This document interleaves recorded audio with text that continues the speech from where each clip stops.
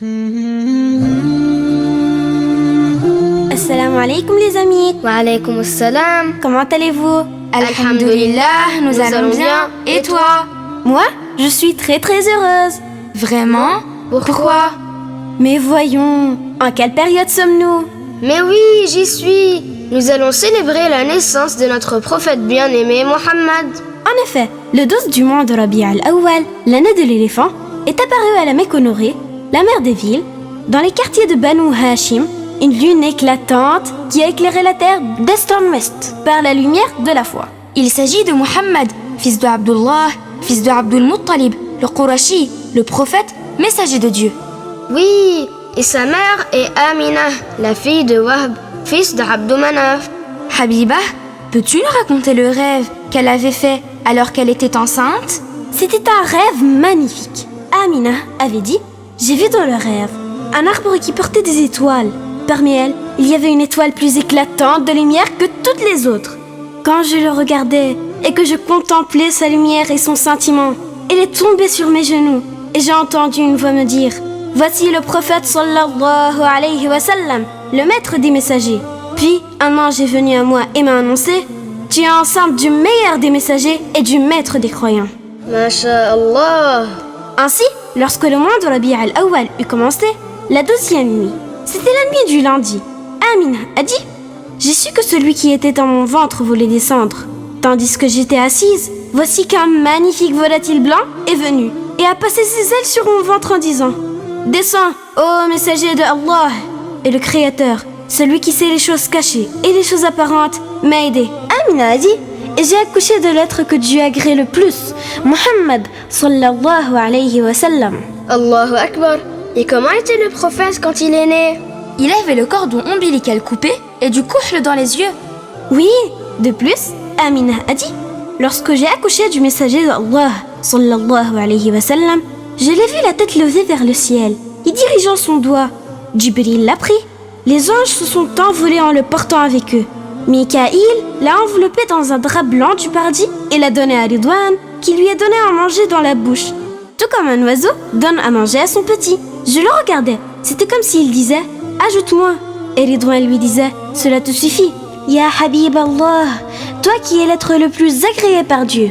Il n'y a pas de science ni d'indulgence qui ait été accordée à un prophète sans que cela te soit accordé. Attache-toi alors à la voie de droiture. Celui qui suivra ce que tu dis et ta loi sera assemblé dans ton groupe. Que Dieu nous accorde d'être sous la bannière de notre bien-aimé le jour dernier.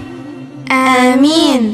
Saviez-vous que la première personne qui a allaité le messager de Allah sallallahu alayhi wa sallam était Thuwayba? Vraiment? Et par la suite, ce fut alors Halima as-Sa'diya.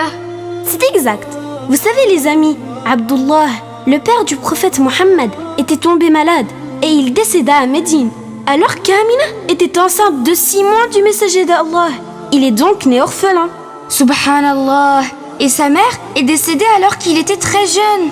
Oui, puis il a été élevé par son grand-père, Abdul Muttalib, et après sa mort, par son oncle paternel, Abu Talib.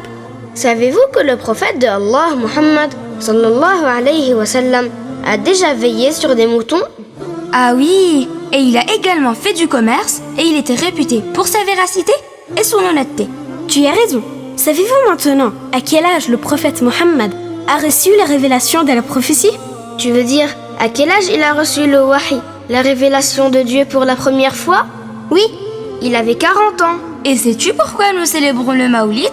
Eh bien, pour remercier Dieu de nous avoir envoyé le prophète Mohammed comme miséricorde. Masha'Allah. Le prophète a vécu à la Mecque 53 ans, n'est-ce pas?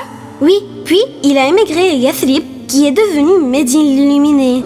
Illuminé par l'arrivée du meilleur des envoyés.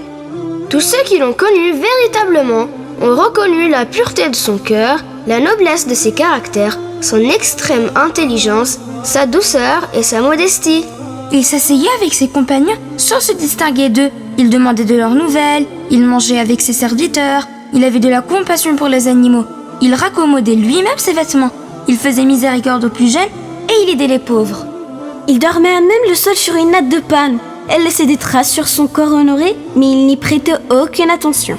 Quand est-ce qu'il est décédé, notre bien-aimé prophète? La nuit du lundi, 12 du mois de Rabi' al-Awwal, en l'an 11, après son immigration à Médine l'illuminé. Il a quitté le bas monde à l'âge de 63 ans, laissant une lumière qui ne s'est pas éteinte et une voie de droiture sur laquelle les communautés ont marché jusqu'à nos jours. Je t'aime tant, mon prophète bien-aimé. Et nous aussi nous t'aimons tant, ô messager de Dieu. Suivons ce modèle de vie Et célébrons le Mawlid. Mawlid Mubarak.